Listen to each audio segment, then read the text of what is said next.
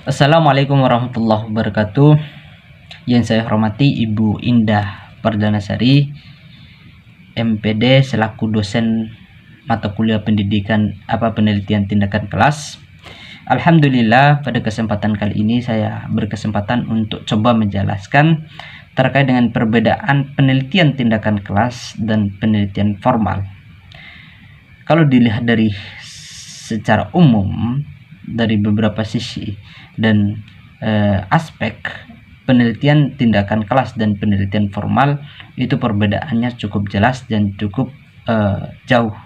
Nah, kalau penelitian tindakan kelas itu tentunya berfokus pada kelas itu sendiri, sedangkan penelitian formal itu berfokus pada hal-hal yang berkaitan pada penelitian atau tujuan dari penelitian formal itu sendiri. Nah, untuk lebih jelas terkait dengan perbedaan antara penelitian tindakan kelas dan penelitian formal, perlu kita coba bahas lebih dalam.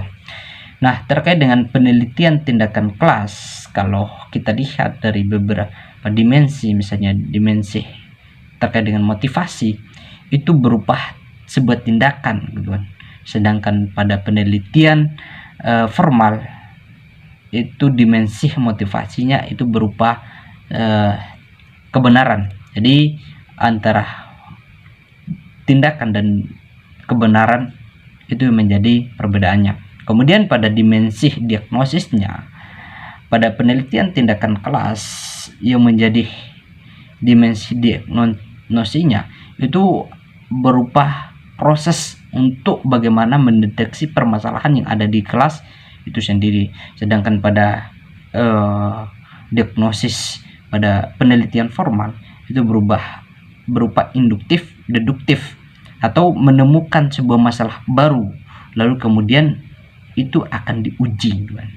Kemudian pada dimensi tujuan, kalau pada penelitian tindakan kelas itu untuk memperbaiki, untuk coba mengatasi gitu permasalahan yang terjadi dalam kelas atau permasalahan pembelajaran yang terjadi dalam kelas.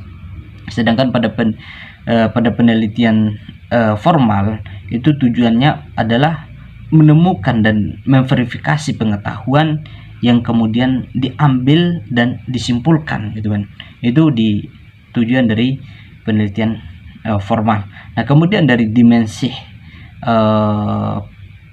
pelaku yang melakukan penelitian, kalau dalam penelitian tindakan kelas itu yang menjadi pelakunya yang melakukan penelitian itu adalah pihak yang ada di sekolah itu sendiri, yaitu guru atau kepala sekolah. Nah, sedangkan pada penelitian formal itu bisa dari pihak-pihak luar, gitu kan. Jadi sesuai dengan pihak-pihak yang ingin melakukan penelitian itu sendiri, jadi tidak dibatasi, gitu kan. Nah, kemudian yang menjadi sampel dalam penelitian tindakan kelas itu tentunya siswa itu sendiri. Jadi itu menjadi sampel dalam penelitian tindakan kelas. Sedangkan yang menjadi sampel pada penelitian formal itu sesuai dengan objek penelitian, gitu. Fungsi dan sesuai dengan objek penelitian yang dilakukan itu sendiri. Nah, sedangkan pada dimensi metodologi, kalau dalam penelitian tindakan kelas itu bersifat luas, gitu. Luas tetapi dalam keadaan yang benar atau jujur, tidak memihak, gitu, dalam penelitian tindakan kelas. Hampir sama juga dengan penelitian formal, bahwa berupa baku dengan objektivitas, gitu kan. Nah, jadi tolak ukurnya berdasarkan keadaan tanpa terpengaruh pada pendapat peneliti itu sendiri, gitu. Jadi sesuai dengan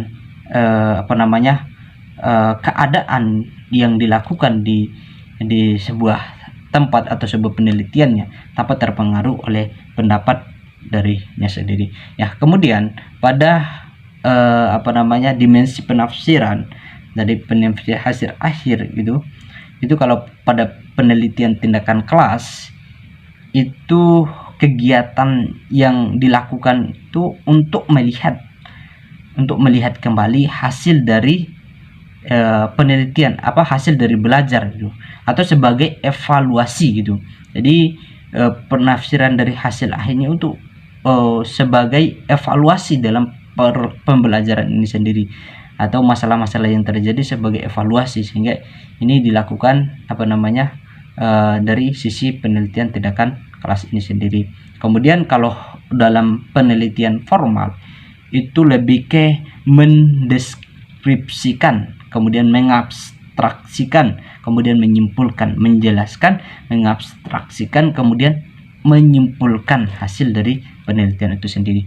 Kemudian hasil akhirnya tentu dari penelitian tindakan kelas itu lebih fokus untuk bagaimana proses belajar itu akan lebih baik lagi gitu kan, yang kemudian tentu menjadi permasalahan utama adalah bagaimana siswa ini belajar lebih baik lagi. Sedangkan kalau pada penelitian formal tentunya segala pengetahuan, prosedur itu harus sudah diuji gitu, atau diperiksa gitu. Itu akan menjadi hasil akhir dari penelitian formal. Nah, itu terkait dengan perbedaan antara penelitian tindakan kelas dengan penelitian formal. Mungkin itu sedikit singkatnya penjelasan saya terkait dengan perbedaan antara penelitian tindakan kelas dan penelitian formal. Terima kasih. Jika kurang dan